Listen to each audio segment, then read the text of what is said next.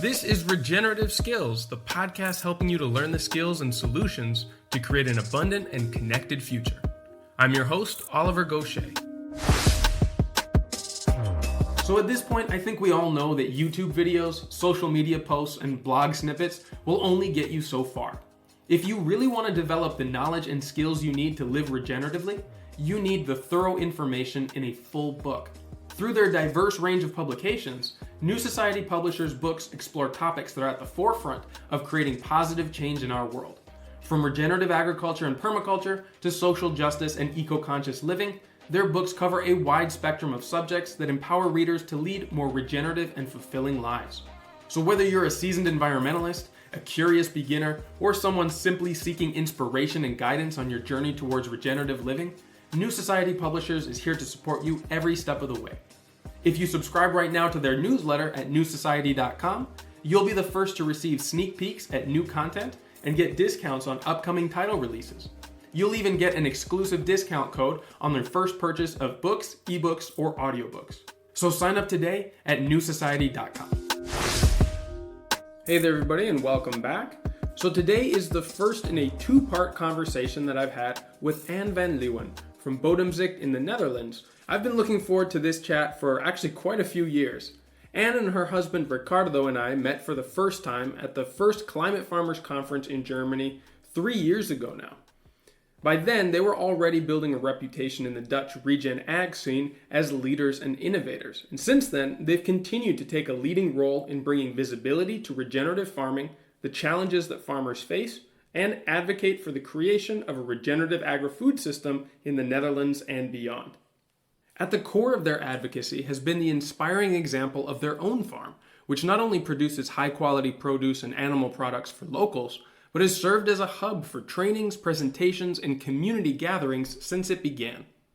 Now, I organized this interview with Anne as she and their organization have just completed a move to a new farm location. Their tenure at the original site was up, and we had been in communication through their process of looking for new land and all of the planning and preparation and logistics involved with moving their operation to a new place. Now that they're getting settled, I was really excited to have Anne to share her learnings and her experience from this process here on this show. Now, beyond the moving experience, Anne and I also cover a lot of other topics, which range from the learnings that they've gathered in previous years, both in pioneering their innovative farm model, regenerating their environment through conscious cultivation and care, navigating the challenges of the current farming system in the Netherlands, new cooperative farming models, lobbying for European agricultural policy reform, and so much more. Now, since the conversation in all was more than 90 minutes, I've split it into 2 sessions to make it more digestible. So let's get started with the first session of my conversation with Anne Van Leeuwen.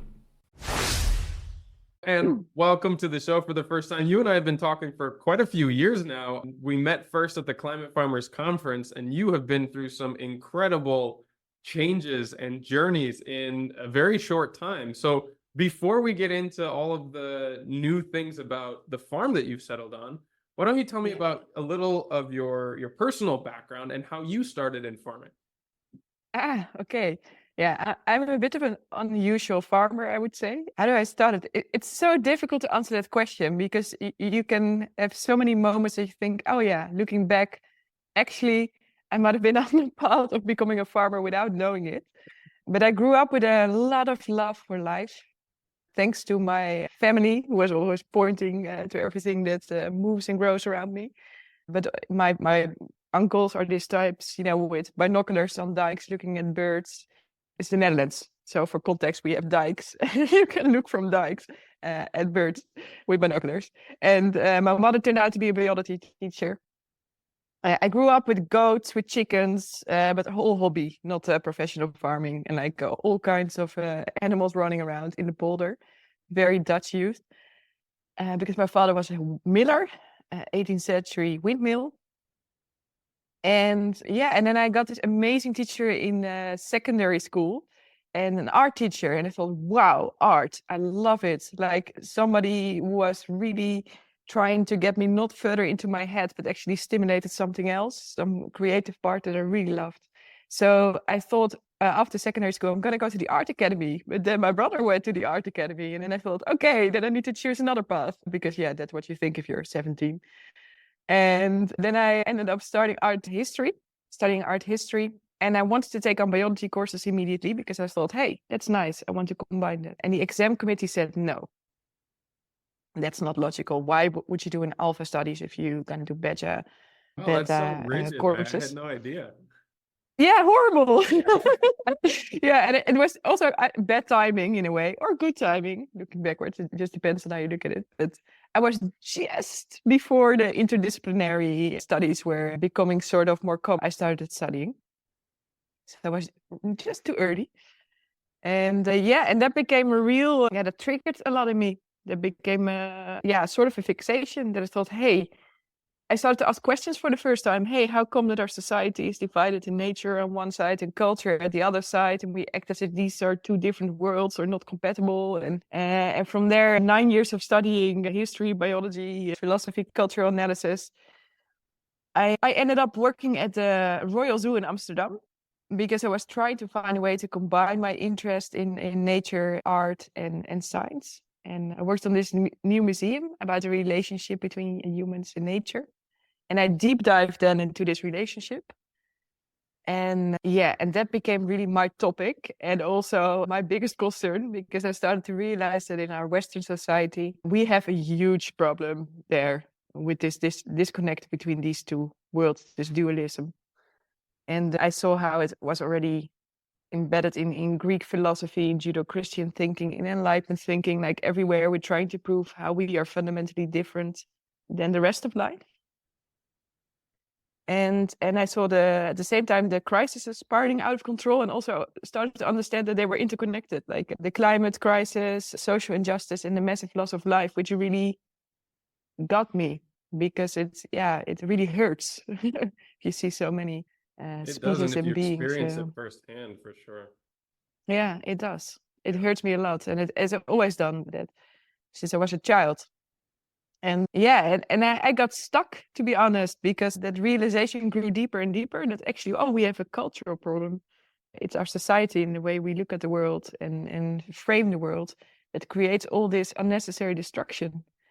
And so that was my insight, and it took me a long time, it took me years, because it's always also a moment in which you start to break down your own cultural fundamentals, which is tough, because you question very fundamental things that you've learned at school. And I got sort of in a sort of a half a burnout situation. I was looking how to get out of there, searching, and I didn't have perspective. I thought that sustainability was the only perspective because that's also what our culture, that story is told a lot. You know, you need to, then the best thing you can do is become sustainable, but sustainable. Yeah, you can reduce your footprint to this sort of morally absolved way of operating in a destructive world. Yeah, horrible. So I thought that through and I thought, wait, so I can be a less negative human being if I try really hard. But if you feel such a urge to do something about it, and that's the perspective, that's killing. It's like a killing perspective. So I got stuck there, and around that time, many beautiful things happened. But I met my partner, Ricardo and I, because he was looking at the frogs in the zoo. And like he always does, he always looks at frogs first and then at human beings. Our favorite amphibian and salamander lover. How was he doing, by the way? I know he was a little sick and wasn't able to make it. Yeah, he was a little sick. And he's also a little bit struck by because we have the sudden temperature peak here and the pollen. It's so useless. He's a farmer that's allergic to grass. Oh, that's tough. Poor guy. That's very tough. Yeah. He has to live with it somehow. But so he's doing great. Yeah. But I met him and he was actually looking at exactly the same thing, but through a different lens because he's a biologist and he was looking at, what is my perspective? What nature conservation, which is also very interesting in itself as a term. Which basically means making nature areas where you sort of keep humans out. So it's also about very separatist thinking on how to combine these worlds. And he was also seeking for solutions. And he had his own pathway with going to Costa Rica, living in the jungle and learning from the frogs, not about the frogs, etc. And then he was in Amsterdam and we met by chance. and we fell in love. And yeah, very soon after, we combined our lives, journeys, search. And for me, a very important turning point was seeing the documentary by John de Leeuw, Hope in a Changing Climate, Green Gold in a Dutch version. Mm-hmm. And yeah, that was amazing. I just, for the first time, it sort of clicked. I thought, yeah, I mean, John does that a lot, I guess. That's his thing. But I thought, oh my God, of course, you can have, I don't know if people know probably a lot of listeners of your listeners do, but I would you imagine see this people are pretty familiar with the restoration of the Loess Plateau in China. It's made its way around regenerative circles for many years. It was one of those documentaries that really showed what was possible on a large scale. And I've worked with John directly, the ecosystem restoration camps, before I started with climate farmers, and their network is doing great work. Just for anybody who didn't have context to that documentary. Yeah, exactly. Yeah. And for me, it was like, oh my God, of course, we can do something. We can, in Dutch, you say, chop up your leaves and start to work and actually create landscapes, co-create landscapes so beautifully with other beings that are not only great for butterflies and for birds, but also for human beings. And that's the first time that my whole dualism sort of, I got rid of that thinking, and I thought it is possible because I didn't have a reference. And I just really saw, yes, life can return, as well as the social economic perspective of people. And that's so beautiful because everybody wins. And then from that moment on, we knew that's what we wanted to do. We dedicate the rest of our lives to regeneration because it's actually possible to facilitate life as a human being. So that was clear, but then how? How on earth are we going to do that? So yeah, that took us another, I think, 8 years. Gosh, quite a journey. Yeah. I think it took us another 8 years to really get to realize that we needed to farm. And for that, it was really important that Ricardo was one of the first on the ground, also in ecosystem restoration camps. So that was another important reference for us. And we started writing a business plan, and we verified that business plan with Richard Perkins. Ricardo also did an internship over there to verify the numbers because we were looking for something that could work in the Dutch context.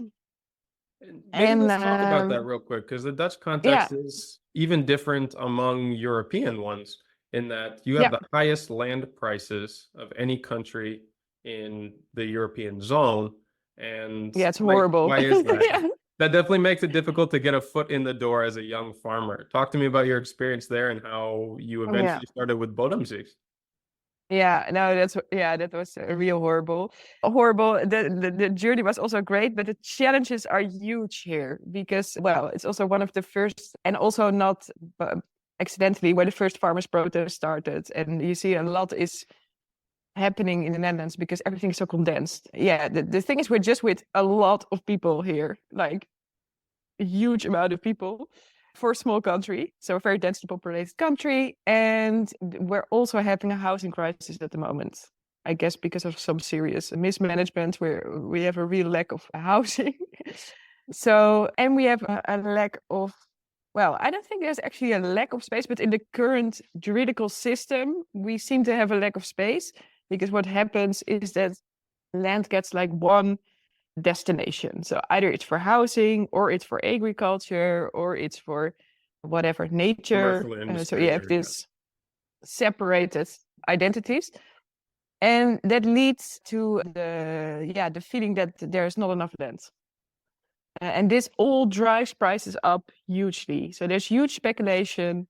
It's also considered to be a relatively safe country. So you see that weird things happen, like giant companies move in to build big data centers and whatever. And they also take on quite a lot of land. So many things happening at the same time, but it overall just leads to, huge prices. So average, I think, a hectare price is 80,000 euros per hectare. But it leads in some places up to 130,000 euros per hectare or more. And this is for agriculturally designated land. Agricultural designated land without any housing, without any building, without even the right to build. Yes. Something. Yeah. That's tricky. So, it's very tricky, and it's a very specific context also where we have also one of the biggest industrial agriculture industries. So if you would also take up the flower industry, if you would consider the flower industry as well, we're one of the biggest, after the States, one of the biggest exporters of agricultural products. Yeah, I was really amazed when I For a found that out too. tiny country. Yeah. So a lot is happening here right now when it comes to agriculture. So how was the process then in finding your first farm and getting established there? Because you've been pretty pioneering in finding non-conventional ways to manage farmland and to get your first farm started. Yeah, the first farm was really difficult. And by the way, thinking back, the first thing I wanted to be was being a farmer when I was 4. So now looking back, it's like, oh yeah, it took me my whole life to find out again that actually I wanted to be a farmer. But so looking for, so the moment we had our business plan ready, the point is we had very little. We didn't have any financial aid. We didn't have any money. We literally had like 2 laptops, a pretty shitty occasion, and some stuff. But we had a plan.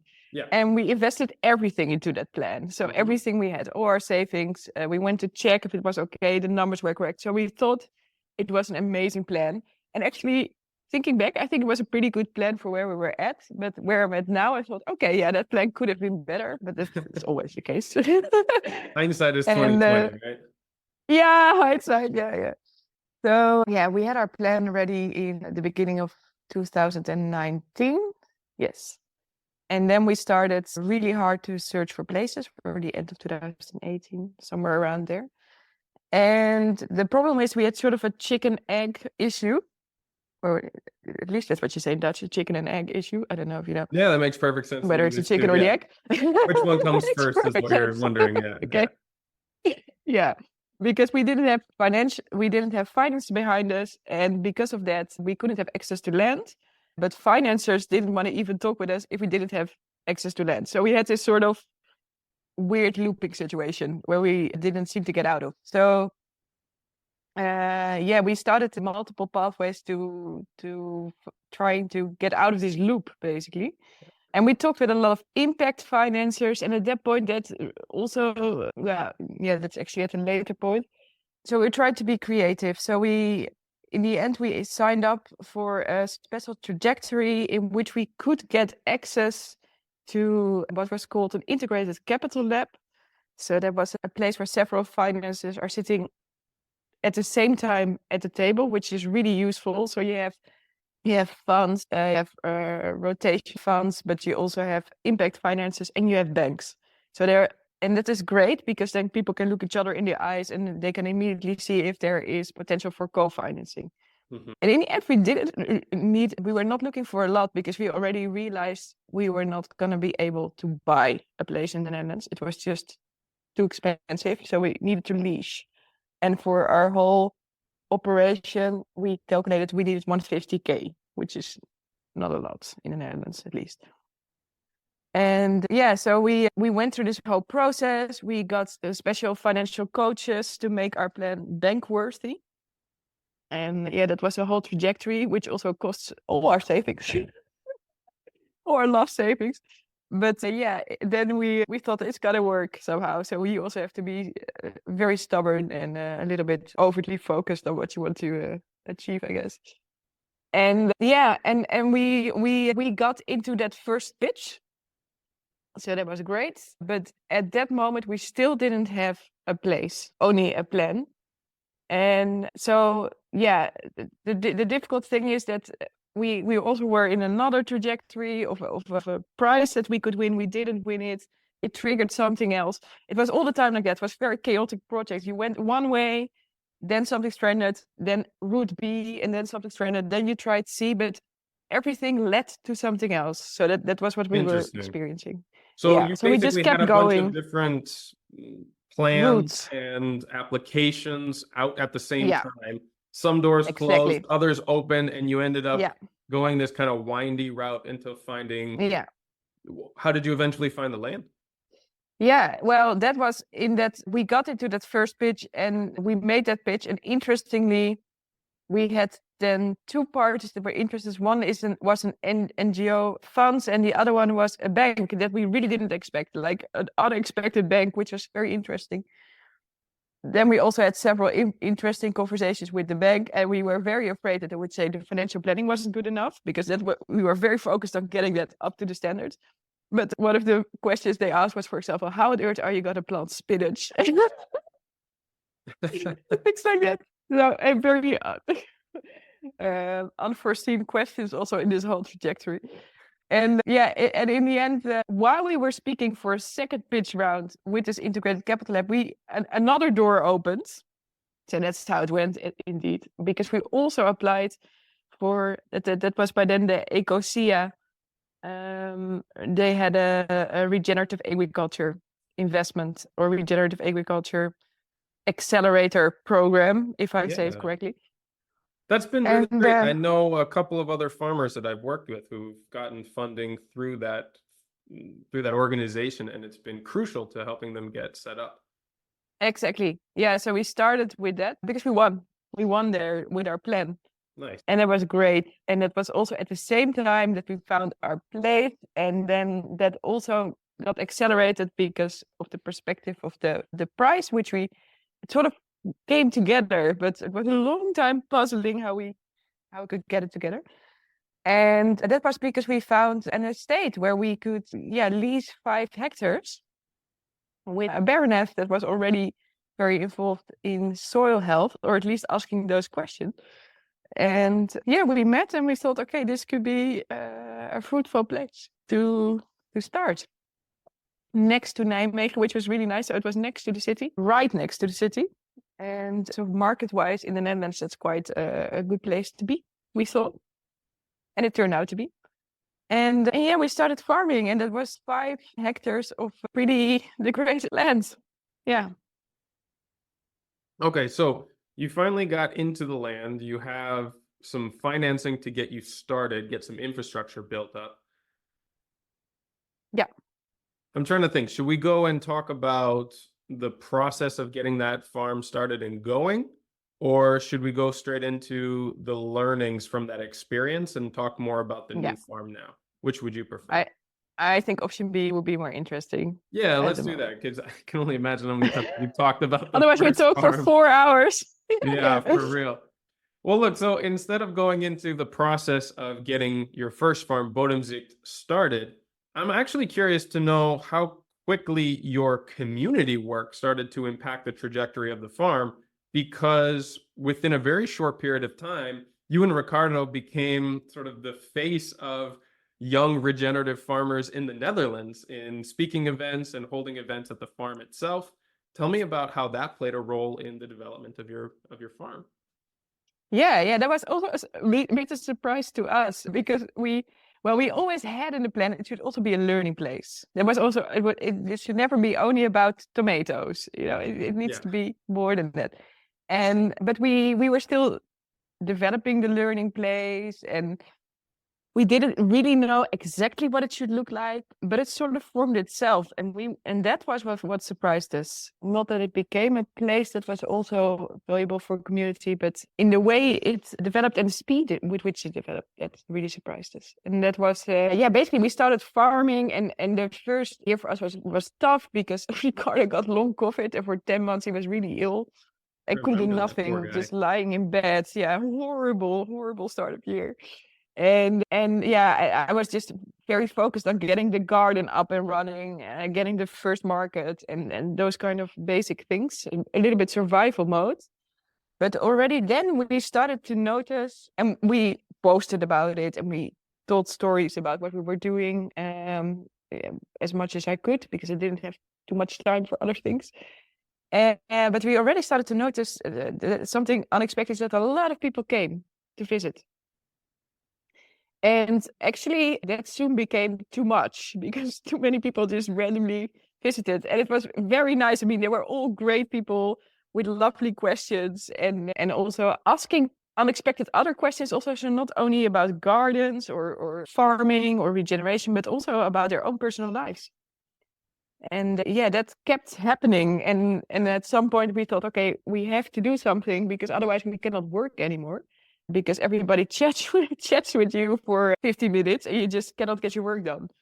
And also, there's great value in this. There's an amazing potential in this, and you don't want to be the one that says, "Sorry, I don't have time for this," because actually it's important. So we very soon figured out that we needed a tour because it was just not very workable otherwise. And so we started a tour, and then we started that tour, and then very soon the tour was fully booked. And then people started asking deeper questions at the tour, and then we thought, okay, then we need this course, and then we need a course like that. And so it sort of developed out of a lot of questions that we got, a lot of requests that were coming in, and it just accelerated and accelerated. And it accelerated so much that we thought, okay, we cannot deal with it anymore with the farm, so we need a foundation.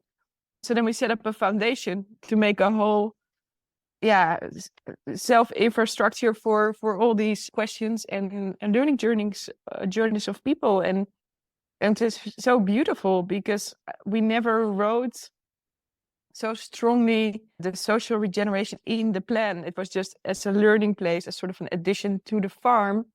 But it turned out that was the core, in a way.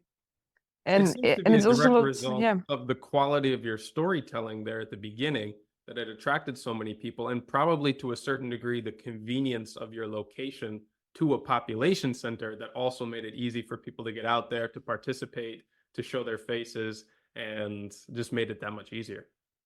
For sure, yeah, that both really helped. And now talking with you about it, I think it's also because our own intention and how we got into farming. Because how I got into farming was always from the idea we need to change something about our own culture. Yeah. And if you go in it with that mindset, and that's also your story in a way, it turned out there were a lot of other people who had questions about our own society and the role they had in it or supposed to have in it. And I think that's so sort of unconsciously that also just became the DNA of the farm. Yeah, and it's something that is so fundamental to how human cultures have evolved in the last 10, 15,000 years, is how we take care of the environment and produce food through it.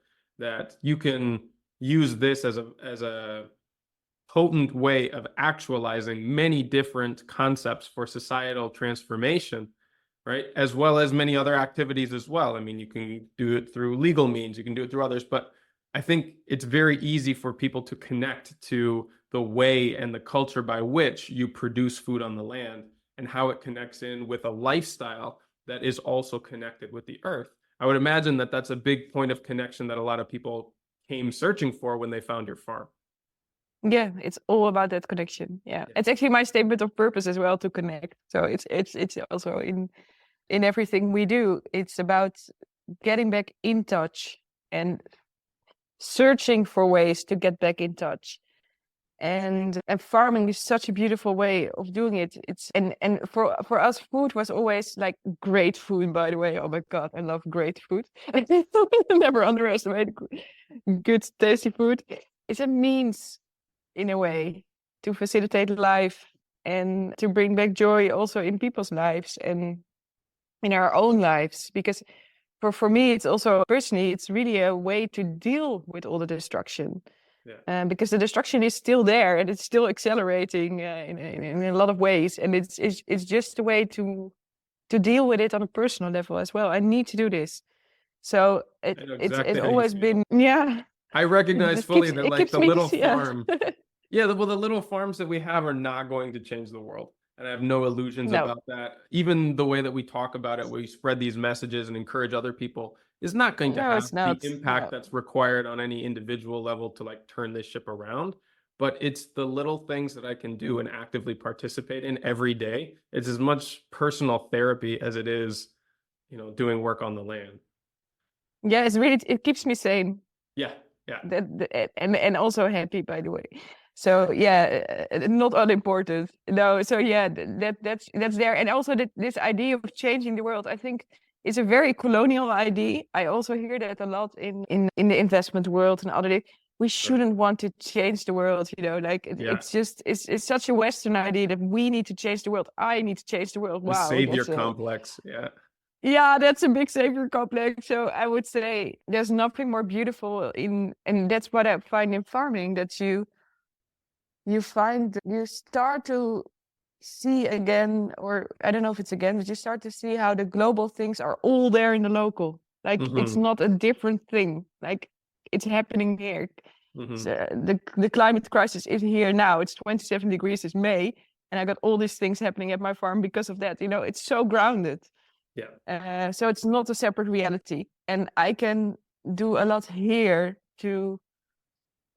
with my team because we're not alone. We have a fantastic team working together with a lot of other entrepreneurs as well to feed my communities. And that community for me is not only my human community. It's the plants, the animals, and microbes that should also be there and thrive. And I start to feel more and more how interconnected that is. So if I take care of them, they will take care of me. It's like this reciprocity that I really start to experience that is so far away from how I've been brought up, but that's the core of what we are actually doing, feeding our communities. And if everybody feeds their communities, that's amazing. I mean, then a lot of things will also be solved in that process, but Yeah. those are grounded place-based processes. Yeah. Definitely. Now, we've breezed through a lot of the support that has come in this process to get that first farm set up. You talked Yes. about Ricardo doing an internship with Richard Perkins. You've referred back to your own statement of purpose in the holistic context a couple of times. Talked about financial assistance with Ecosia. I'm curious to know which assistance, tools, resources were really clutch for you to get this started in the beginning, and what you might recommend to others who are trying to get started as well. Yeah. Perhaps the biggest one, beside everything you mentioned, was social support. I think it's so important. Like support from your own network, family, friends, because it's tough and you get stuck many times and then you have to open another door. You have to get the energy again to open another door. And it so helps if you have a social context that can support. Even if it's a tiny network, doesn't matter, or just a few friends, but who can support you in that journey. I think that's the most important one. I'm so glad you brought that up, because it's the main thing that I tell people that I coach or that I consult for to put their focus on in the beginning, especially young people who are used to relying on internet to solve their research problems or give them information or to find connections or contractors or whatever it is they need to get real work done. If you don't take the time to connect with especially neighbors first and then start to branch your circle out from the center, you actually really have no idea what you don't know, right? You're making assumptions, you're doing research based on perhaps other knowledge or other contexts that you come from. But especially, and I'm actually currently in this right now, if you've moved to a place where you don't speak the language and you're starting to work the land, I would always say, take a step back, learn the language first. I promise you working the land will get easier if you have that social connection, because the people around you can tell you the things that you wouldn't have even thought to ask. I'm really glad you mentioned that. Yeah. Yeah, so that's a super important one. And yeah, for me, it was also the network of other farmers and other people in the same sort of the same trajectory or in another phase of that trajectory, but that also really helped. Yeah, and insights, and that's for me personally, this, so besides the practical things,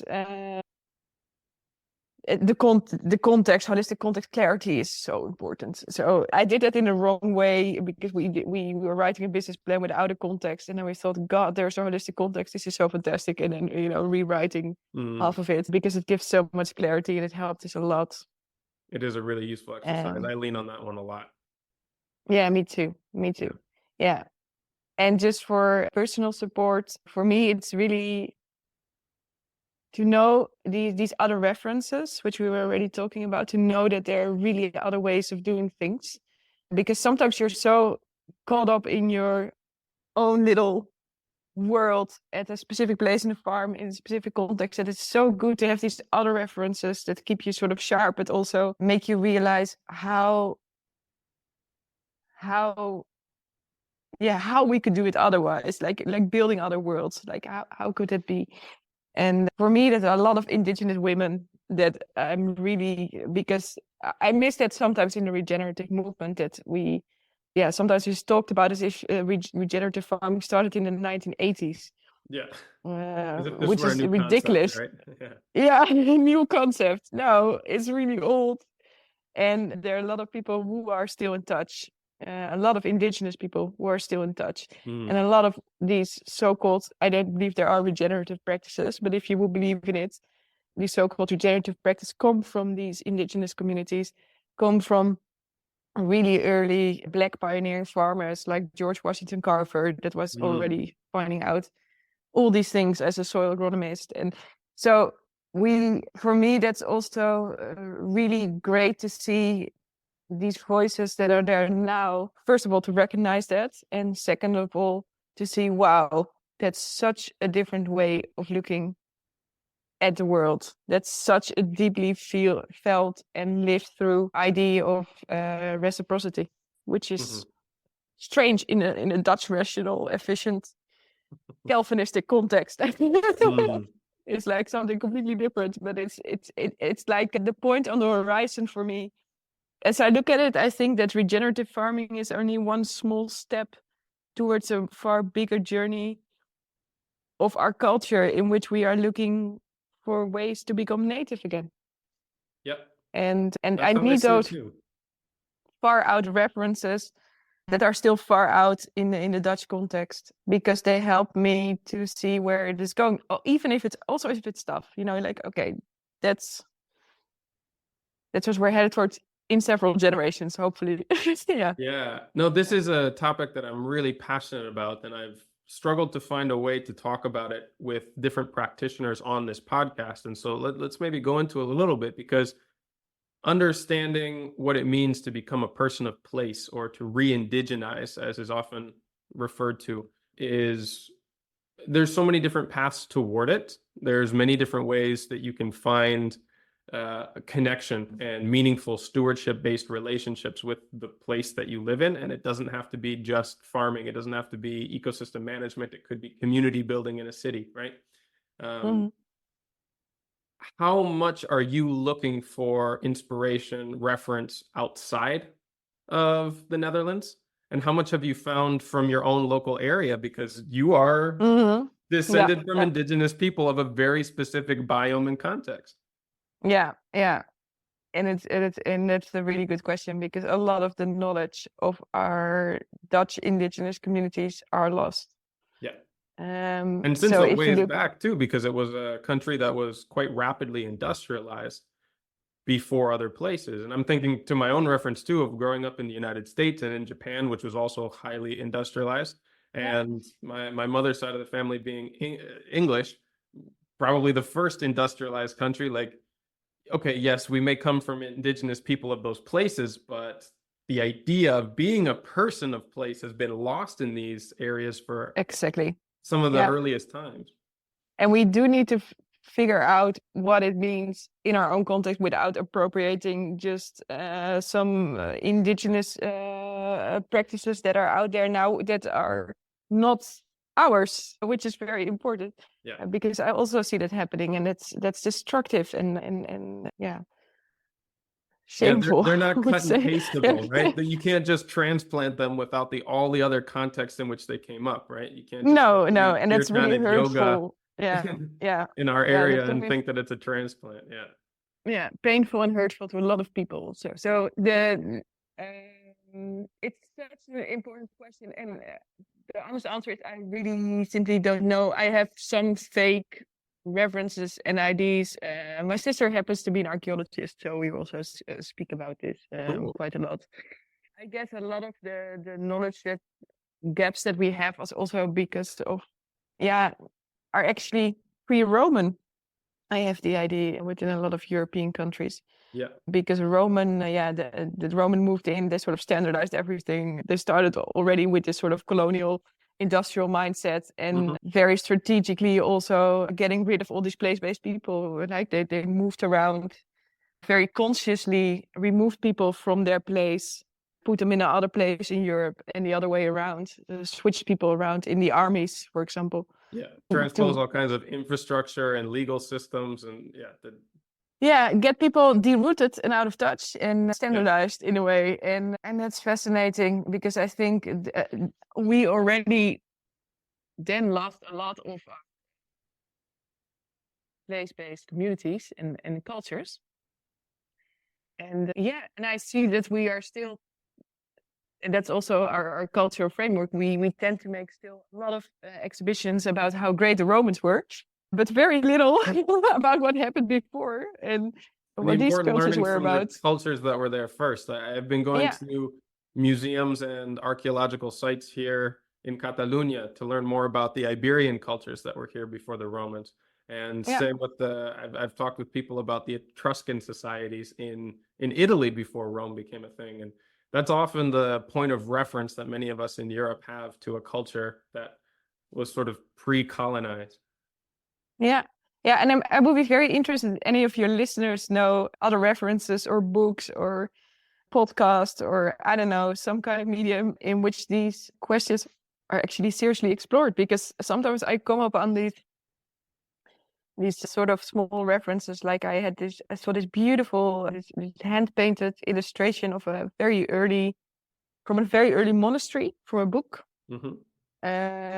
Which was actually a kind of image of agroforestry system, very early agroforestry system, in which you saw trees, lanes of rows of trees, with in between the grapes hanging, from one row of tree to the other tree. Those kind of references, they're very rare, and I think it would be so great to collect all of them and start to figure out where they exactly came from, and of all these different growing systems and practices that must have been, so logic in that specific place, and from which we can learn so much. Yeah. I've seen some of those things that you're referring to. It was the last time I was in Italy. There's one region that still cultivates the vines with rows of poplar trees. And Wow. yeah, the harvestable grapes you have to go way up a ladder to get them. And they only still do it in one region, but they have a yearly competition of who can harvest the grapes the fastest, because these guys still know how to do it, and they climb up on these really tall ladders to get up to where the poplars are and harvest them. And I know that there's plenty of examples of different ways of doing this around the world.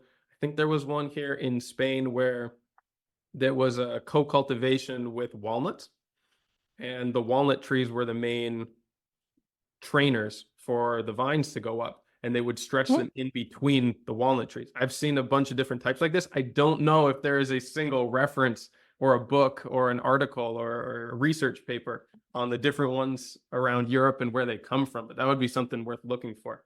And that would be a great research. Well, then there's tons of other examples of this too, not just with vines, but with other types of cultivars. I know like licorice has a 7-year maturation time and is mostly grown around the riparian zones of Mediterranean climates, and something I want to try around here because that's what I have access to. But I mean, it's absolutely fascinating.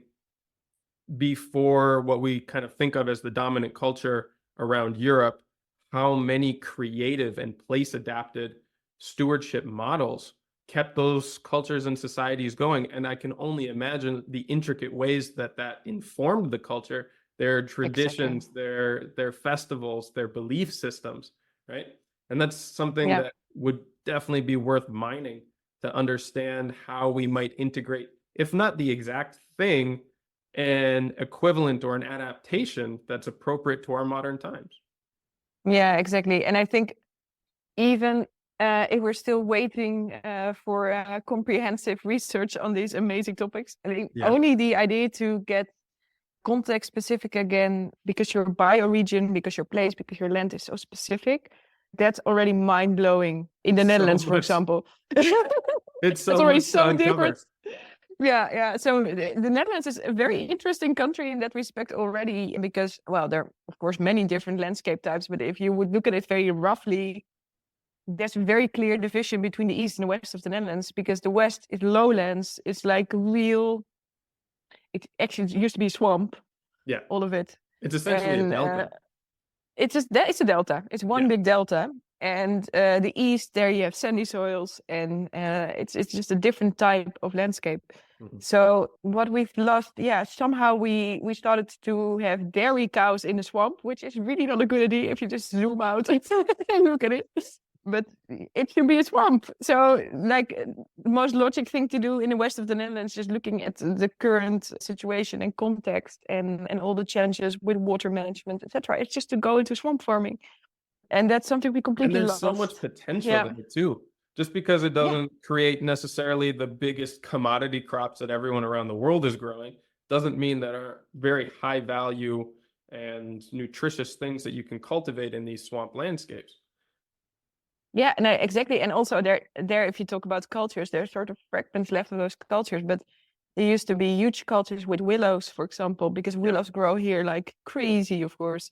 And you can make the most amazing things with willows, but we just also lost the crafts. We lost the whole supply chain, the demand, everything.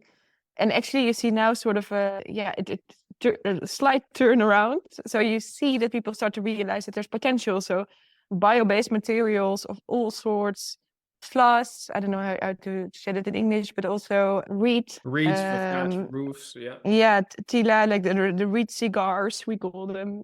All these things you can grow so well in the Netherlands. Actually, they would almost grow automatically if you would stop farming in a lot of. But these are materials that we can harvest, that we can use, where we can make the most amazing building materials, cotton replacements, fashion replacements, etc. out of it.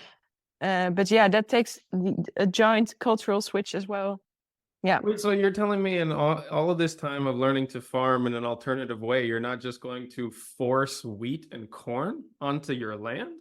I don't feel like we're understanding each other.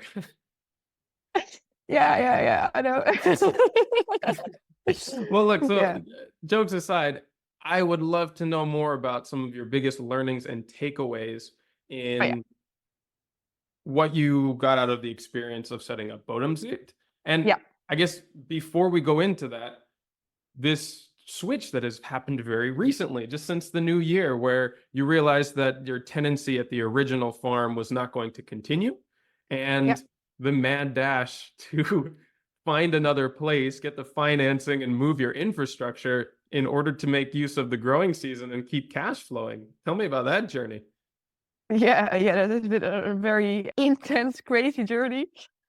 So, well, perhaps first start with main learnings. I think two of the main learnings that we got out of it was that actually life can return very fast to a place if you put your work, sweat, and heart into it, and faster than we could expect.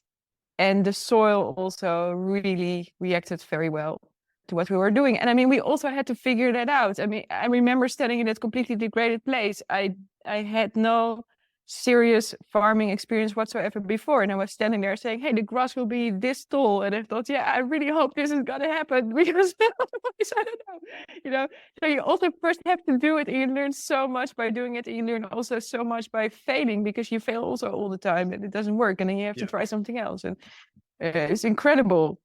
What are the learning curves and didn't work? Because I often get people sometimes inquiring as clients, like, what fruit trees should I be planting in these very waterlogged soils in the Netherlands? And how do I select this and that? What are the main things that you found that worked for you in that context there? And which ones would you not bother trying again?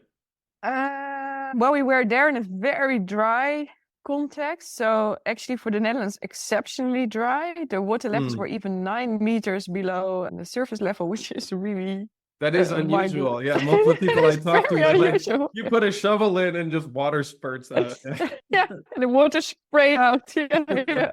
No, exactly. And that's also where I grew up, because I come from the West. So for me, there was also a big switch in mindset. So what we learned is that certain species just wouldn't grow so well over there. But for example, chestnuts did amazing, So and also we learned that some parts were so tough, which is strange for the Netherlands, but some parts were so tough because they were so dry, and there was not a mycorrhizal community anywhere nearby. So establishing trees is then extra difficult, because it was bare, and forest and bushes were far away.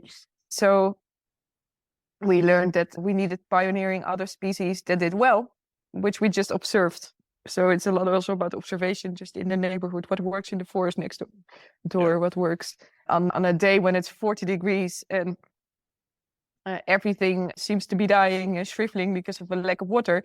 Suddenly you see there are a few tree species that are still standing up, like Robinia, happily, with fresh little green leaves. You think, okay, that's the one I need, because those trees I need to plant, and I will chop them down later because they're not really part of the plan. But they are a Kickstarter for getting the soil more spongy rich. Yeah. Exactly. That's what we really need. We needed there. We needed succession accelerators to get certain things done.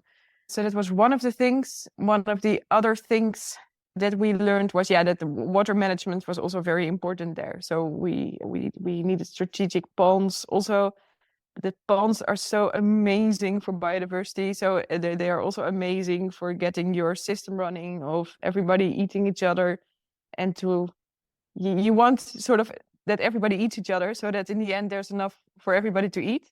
But if you're not there yet, you need to also accelerate that. So ponds are amazing for that. So you just dig a pond and whoop, 1,000 species appear like out of nowhere.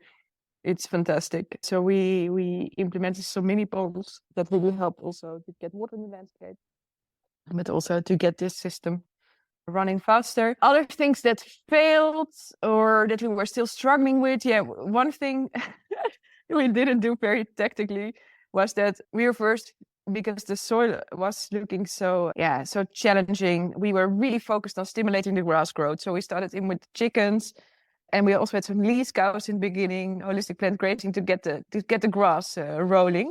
Mm-hmm. Then the grass got really rolling, but a little bit too much. That's where we sort of got. You were too successful in pasture growth. What a good problem to have. No, but because that's not what we were managing for. So we made a mistake there. Sort of, we got too enthusiastic about the soil recovering. We got these amazing grasses. We had roots really deep, in some places even 80 centimeters deep. Wow.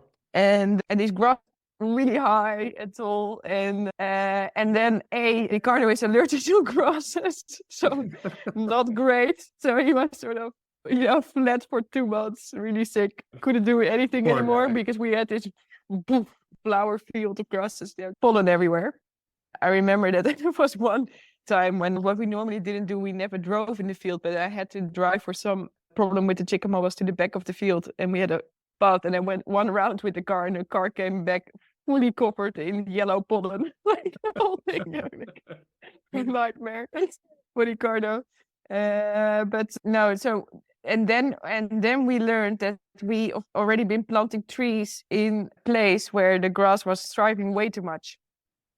So then suddenly that became our problem, because the trees do have an issue just after being planted, for sure, with the grasses in the root growth.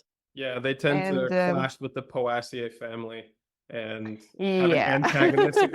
Well, it's really cool when you think about the evolution, right? The pasture grasses have evolved to keep trees from invading grasslands and shading them out. And so you have to keep them basically cut or weeded while your trees get established. Yeah, so that was something that got a little bit out of control. So our grasses were growing. We were planting an agroforestry system, but our grasses were winning all the time. So then we had to spend a lot of time managing the grasses in a not efficient way, because the trees were already planted. So we couldn't just deal with the grass in one efficient go. And we planted a lot of smearwortel.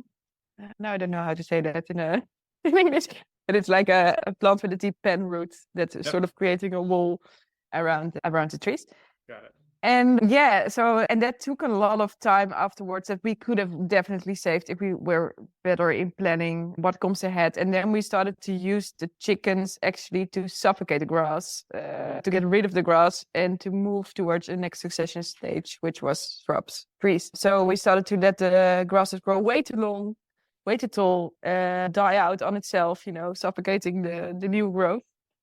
And is building biomass in which to plant shrubs and trees. And that was just the phase we were in the third year and the fourth year. And that gives us a lot of lessons also to take here. Now we've moved to a 45 hectare farm, which is a whole different ballgame. Okay, we're gonna take a break here before continuing with this conversation. Part 2 will be out next Friday, where we'll talk more about the vision and the challenges of moving into a new and much larger land base. And in the meantime, I've linked to the farm website and the social media accounts of Bodemzicht and Anne herself. You can check those out on the show notes for this episode at regenerativeskills.com. Now, before we wrap this up, just remember that these episodes are only the beginning of the learning resources, design and coaching services, in-person courses, and interactive community that are available through Regenerative Skills. The Discord server is our free community where you can connect with other like-minded listeners, exchange ideas, stories, tips, and resources, as well as interact with me directly and quite a few former guests from this show. Our Instagram account at regen_skills is the best place to see the projects that me and the team are working on, both for clients and collaborators, as well as on our own properties. I'll also be announcing the certification courses, workshops, and gatherings that we've got coming up later this year. If you're interested in getting dedicated support for your own project, you can now schedule a free planning session with one of our team members through the request form on our website. You can also find all the links, show notes, and past resources there at regenerativeskills.com. We truly believe that no matter your experience, your knowledge, abilities, resources, or background, you can be a powerful force for regeneration on this planet, and we're here to help you find your path. So as always, remember to keep taking those little steps every day towards a regenerative future, and I'll be right by your side along the way.